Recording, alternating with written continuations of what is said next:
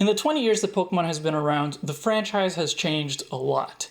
And so have the creatures that make Pokemon what we love. And now that we have 7 generations behind us to give us some perspective, I want to have a look at the creature designs of each generation and talk about some of the best and worst ones.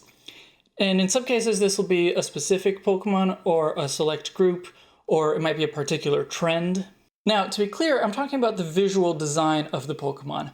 These are not my favorites or the strongest. The idea here is to be as objective as possible and look at the execution of the design. But design is very subjective, so keep in mind that this is just my opinion.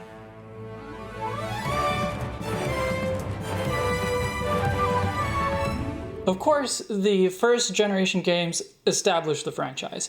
They set up all the defining features of the main series games.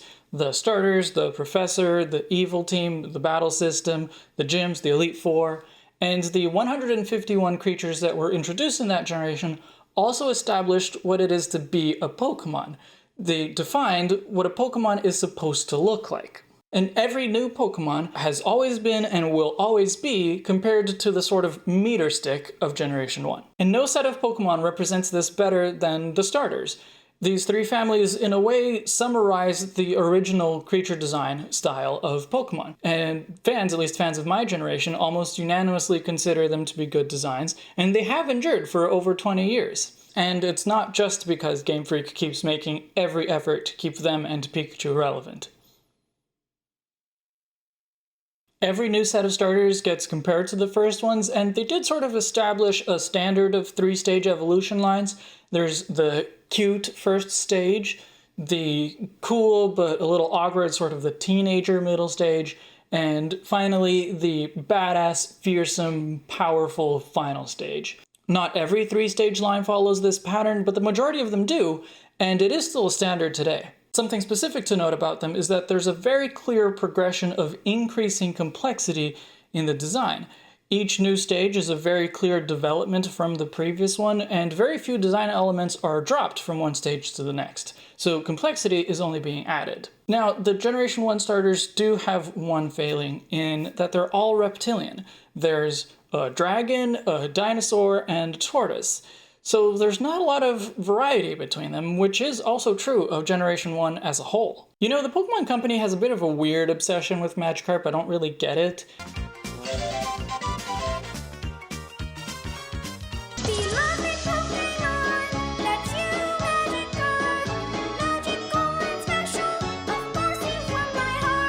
I don't personally like Magikarp very much. I'm not even a big fan of Gyarados, although I do think that Mega Gyarados has some good points. But this family does have 3 very interesting aspects to them. The first is that even though Magikarp and Gyarados are very different on the surface, if you have a close look, you can definitely tell that they're related. They have completely different colors and body types, but they have the same whiskers, the same mouth, the same crown-shaped fins. They are both very angular designs. They're full of sharp edges. Second is that they do a really good job of communicating their core concept, which is the myth of the carp that jumps over a waterfall and becomes a dragon.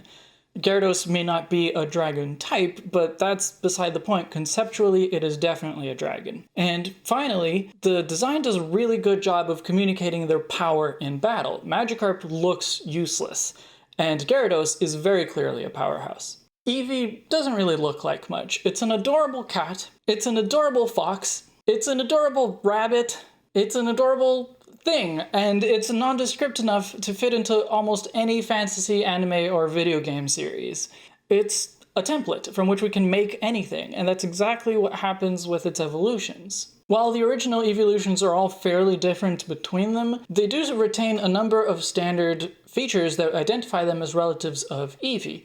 They are all clearly feline and somehow fox-like at the same time, even Vaporeon, even though it's a little more amphibious. They also have the long ears, the distinctive tail, and the neck frills. The fact that Eevee began with 3 evolutions of 3 different types also left the possibility open for future generations to introduce more varieties. Generation 2 gave us Espeon and Umbreon, Generation 4 introduced Glaceon and Leafeon, and Generation 6 we got Sylveon. Not all of the features of evolutions have been kept, like the neck frills aren't really a thing anymore, but they do all still look like evolutions of Eevee. Mew and Mewtwo are pretty awesome. Is it weird that it still bothers me that Mewtwo comes before Mew in the Pokedex? Mew may not look it, but it is the ultimate Pokemon. It can learn every TM, and its DNA includes the DNA of every other Pokemon. It looks like a sort of cat-like fetus, and fetuses of every species of vertebrate look very much alike at some point or another in their development. So Mew represents this sort of generic fetus that can grow into anything. And then we have Mewtwo, which is a man-made enhancement based on Mew. It retains most of Mew's physical qualities, but it subverts them from cute to badass. So instead of a large head and a small body, we have a smaller head and a very muscular body. It still does sort of look like a fetus, but at the same time it's much more developed. Mew and Mewtwo in a way represent two different aspects of the concept of genetics. Mew represents evolution. All vertebrates have a common ancestor, which is why we develop in such a similar way. And then Mewtwo represents genetic modification, so the idea of us as humans taking control over the evolution and development of other creatures to serve our own purposes. Last but not least, Cubone is one of my favorite designs from Generation 1. It embodies what I call the three pillars of Pokemon creature design, the three elements that every good Pokemon design is made of. That's cuteness, coolness, and mystery. So you take different combinations of those three elements and you try to make something interesting out of it. That's basically the Pokemon formula. Being cute is pretty easy. The large heads, the large eyes, the stubby limbs, they all appeal to our attraction to baby animals.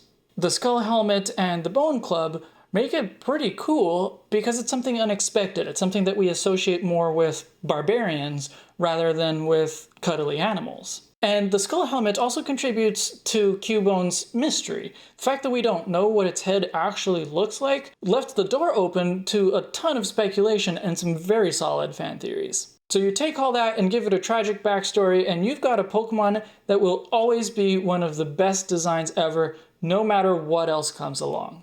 Thanks so much for watching Chapter 1 of my Pokemon creature design review. I want to remind you that this is just my opinion, but I do really want to know what you think, so leave a comment down below.